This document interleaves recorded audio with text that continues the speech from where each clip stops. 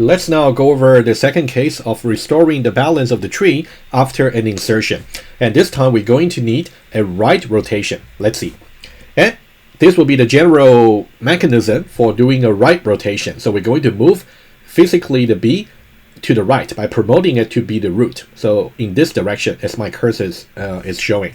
And that'll be the after rotation picture. And if you try to in order traversal of the two trees before and after, you're going to see exactly the same sequence. So that's why the BST, the search property, is still maintained. That's something I want to mention up front. And let's now do the exercise together. Let me now switch to iPad directly. And this exercise will be very similar to what we did earlier for the left rotation, but I'm still going to do it together with you because it's so important to do it manually. And I'm going to invite you to actually pause the video right now and do the exercise on your own. This is what you should do before you resume the video and then compare your answer with me, or just simply walk over the answer with me. Insert into an empty binary search tree this following sequence of keys, and then judge whether or not it's actually balanced. And then insert 46 into the tree to see if it is balanced or not. It should be unbalanced, I can tell you. And then you need to perform the rotation on the very first node where on the ancestor path of the node being inserted, and try to identify A, B, and C. In that case, you want to see which way they slant. And I can tell you that they all will slant to the left. So that's why our right rotation will be needed on the middle nodes, node B. That's kind of the overall picture. You can now pause the video and try to do the exercise. Alrighty, assuming that you actually did the exercise together, you got some answer on your piece of paper. Let's now do it together and compare your answer. Stage number 1, I'll say part A.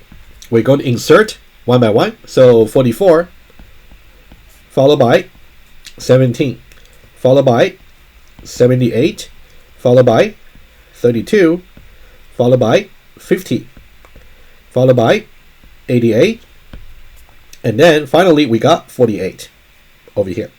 Okay, 48 should be over here. Right, and also let's also write down the external nodes for each one of them.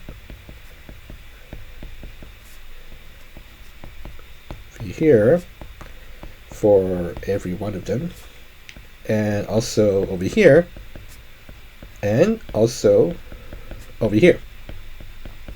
Question number 1. Is the tree balanced? Okay, let's now fill out the heights for every node quickly, as before. And for this one, I'm going to do it quickly now. If you got any doubts about how this height should be filled out, you can definitely refer to the earlier part where I got more explanation.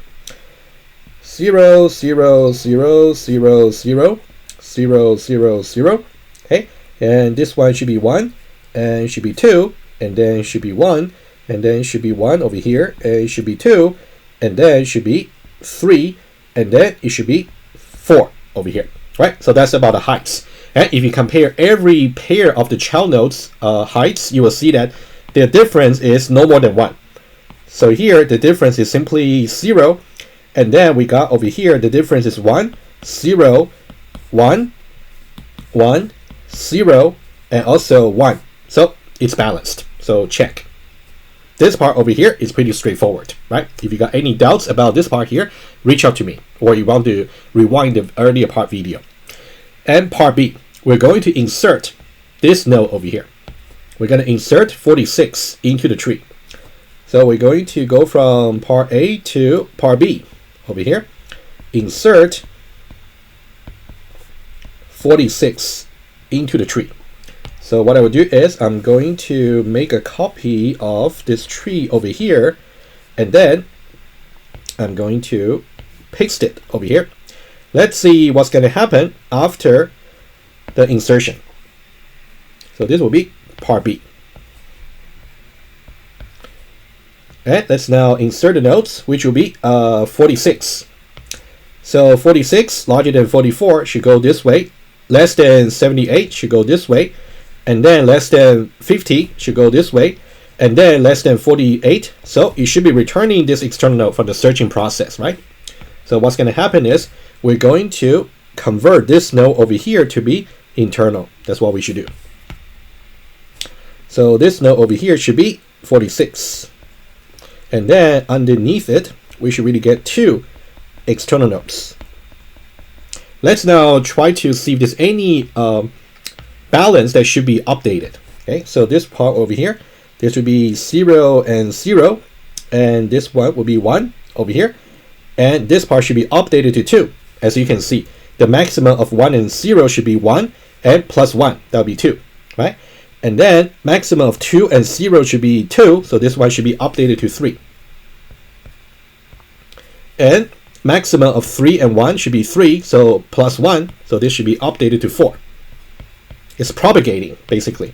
And then also we got maximum of 2 and 4 should be 4, and then plus 1, that should be 5. Apparently, it's now not balanced anymore, but let's see where is the first node that we will encounter as unbalanced along the ancestor path of the node being inserted. Let's see where the ancestor path is. So this is the node, so you can see starting from 46 over here, 48, 50, 78 to 44. This is the ancestor path, right? Let me just make a note quickly. This is the ancestor path. And we want to find out the first node that actually become unbalanced. This node over here is balanced because 0 and 0, the difference is okay. This node is also balanced because 1 and 0 is also fine, the difference. The node 50 over here is doesn't seem to be okay because you can see the node balance is actually, the node height is 2 and 0.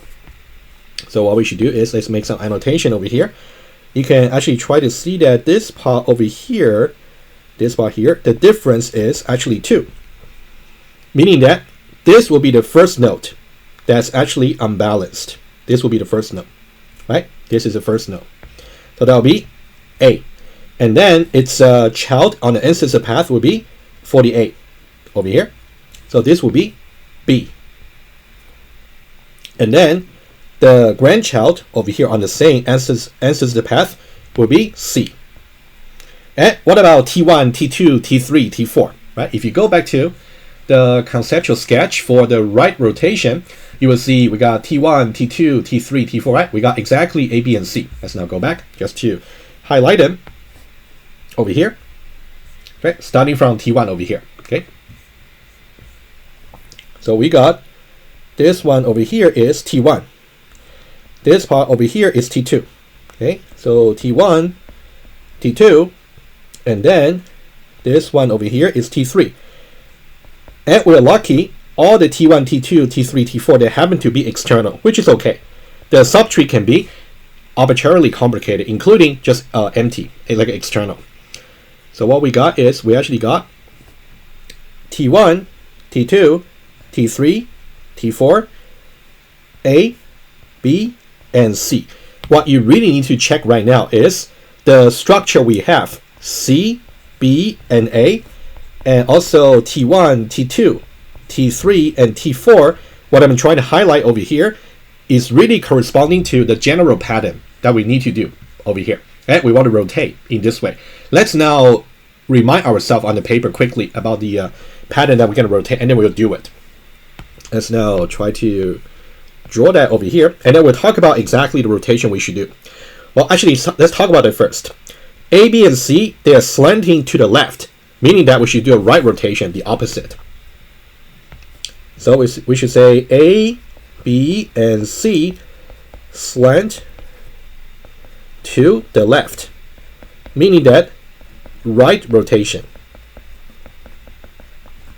Very similar argument as we did earlier, right? So we should do a right rotation over here. And let me do the conceptual reminder for you, which I promised.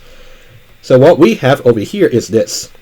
We got C, we got B, and then we got A over here. And here we got T1, T2, and also T3, and also T4. Right? So that's the T1, T2, T3, and T4. Notice one thing here. Of course, T1 is a left subtree, right? T2 is a right subtree of C, and T3 is a right subtree of A, and T4 is a right subtree of A. Okay, T3 is a right subtree of B, and also T4 is a right subtree of A. That will be the way to say it. And what we want to do is we want to do the rotation on B. You want to rotate B to the right, a right rotation, because they all slant to the left. So what's going to happen is we're going to get a B over here, and think about the in-order traversal. In terms of the in-order traversal, this part over here is going to appear before B, right? C, and also it's both subtree over here, and this part over here is actually going to go after the B in the in-order traversal. So what's going to happen is we're going to have this. Let's now restructure them.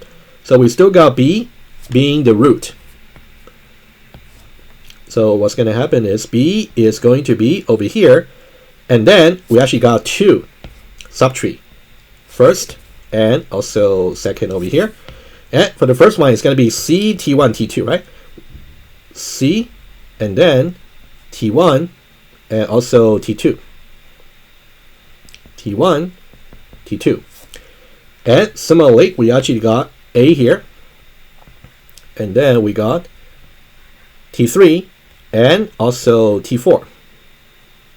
Oops. Let me draw better. So this will be T3, and also T4. And if you think about the in-order traversal, we still got T1, C, T2, T1, C, T2, and then we got B, and then we got T3, A, T4, T3, A, T4. So the in-order traversal are exactly the same. That's the conceptual sketch, right, that we're going to do, right? Just make sure you also are okay with this part over here. Let me just box it over here. All right, put it aside. The final part that we should do is to perform a rotation.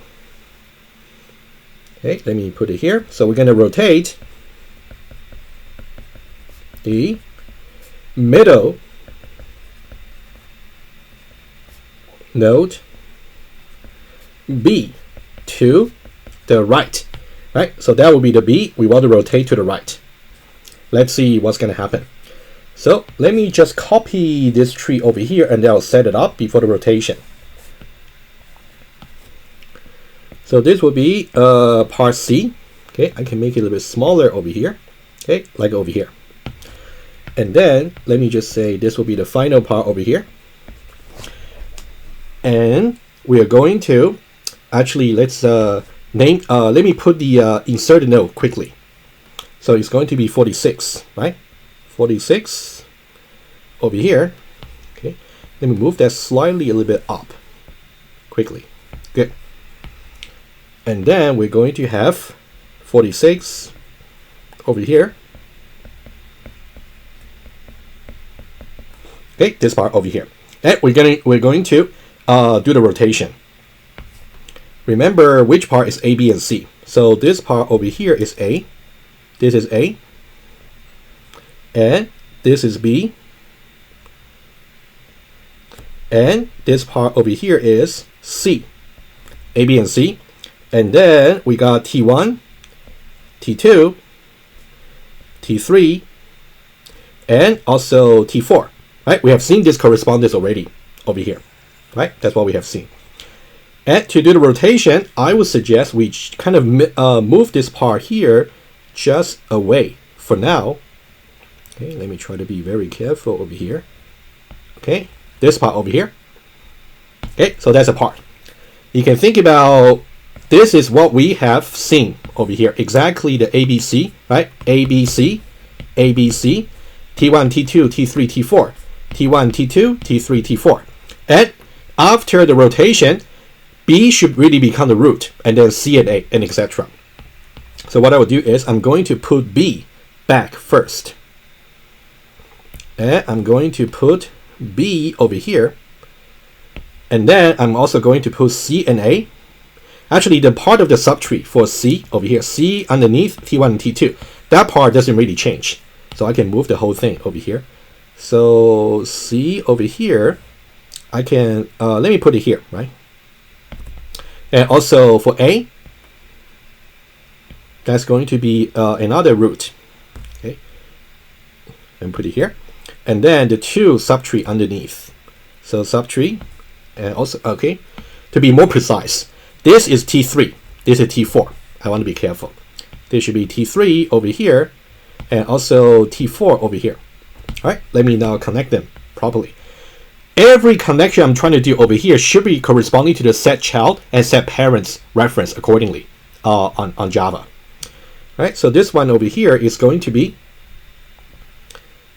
left and also right, and also the left over here, and also the right. And of course, this part here, T1, T2, T3, and T4, right? It's really important to show this visually so you can see exactly how rotation should really work. So you will work out exactly how to implement them. Okay, and let's see this. You can see CBA, CBA, T1, T2, T3, T4, T1, T2, T3, T4. And let's now talk about the heights. Is it balanced? It's actually important.